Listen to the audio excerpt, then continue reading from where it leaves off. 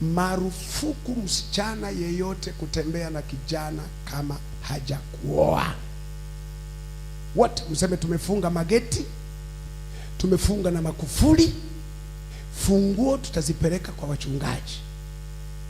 Anayetaka mimi nifunguliwe mpaka alipe mahali, ajitambulishe na nini, alete kwa mchungaji. Mchungaji atuombee, afungishe ndoa, ampe ufunguo, akafungue niende naye kwake. Kama wadada wote mungeweka msimamo kwamba hatutaruhusu ujinga, hatutarara na mwanaume yeyote mpaka atakapotuoa.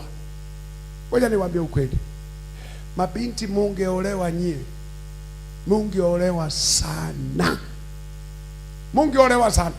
Unajua sasa hivi kwa nini mnachelewa kuolewa?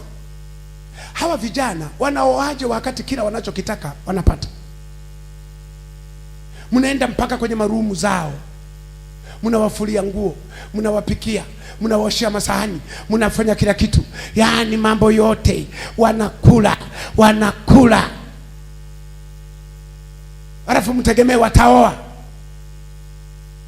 Wana haraka gani? Ukimuuliza kijana kwa nini hujaoa? Hamna, nitaoa huko mbele. Ana shida gani? Anapata kila anachotaka, anahudumiwa kama mume wa mtu, hafui. Kuna mzembe mmoja anakuja, hapiki. Kuna zuzu mmoja anakuja kupika, hafanyi usafi. Kuna kajinga fulani network katika kanakuja kupiga deki, yaani hafanyi chochote mule ndani. Kuna kapumbavu hakana akili, kajinga.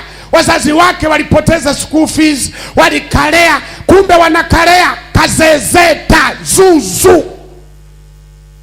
Kanakuja kusafisha majumba ya watu bila kulipa chochote. Baba, twaenda kwa maombi.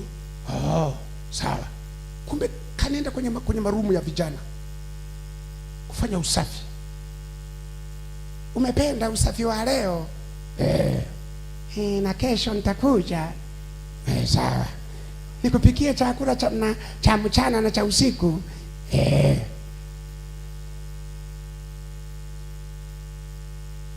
Halafu nakuja wachungaji, mniombe. Tukuombee kitu gani? Mungu anipe mume, Mungu anipe mume. Wewe si ni mopu ya vijana?